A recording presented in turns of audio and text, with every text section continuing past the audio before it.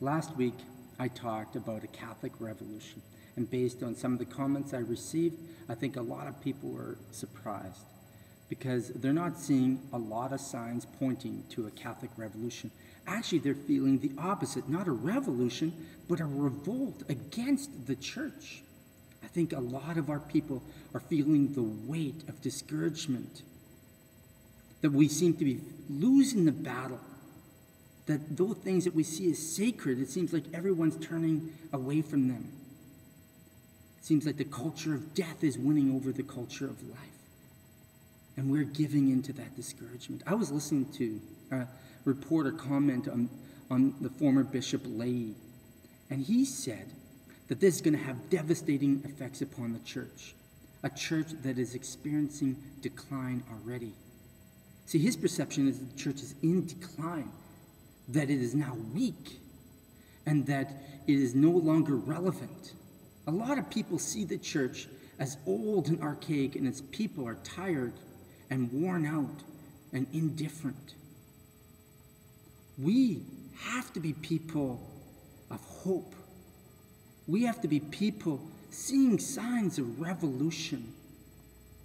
You know, I was at a net commission a couple weeks ago, and I sat there and I saw 60 young people who the next morning were going to disperse across Canada, and with all the enthusiasm that young people have, they were going to be proclaiming Jesus, giving testimony to what Jesus has done in their lives.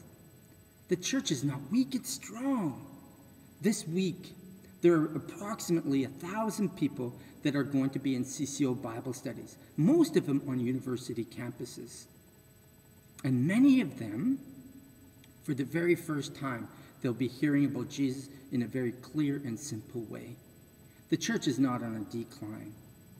We have to be people of hope. We have to see signs of revolution, and there are signs of revolution and hope out there. We have to be able to see them. So my challenge for you this week is to look for signs of revolution, signs of hope around there. See that we're winning the battle, not losing the battle. And then once you see those signs, and I know there are signs on your campuses, in your parishes, in your life. Once you see those signs, I want you to use the internet as a vehicle to get that message out there. Start using Facebook. Use Facebook to communicate at least one sign of revolution of hope out there. Use Twitter to communicate and direct people to your Facebook. Use email, use text message, use whatever you can to communicate at least one sign of revolution.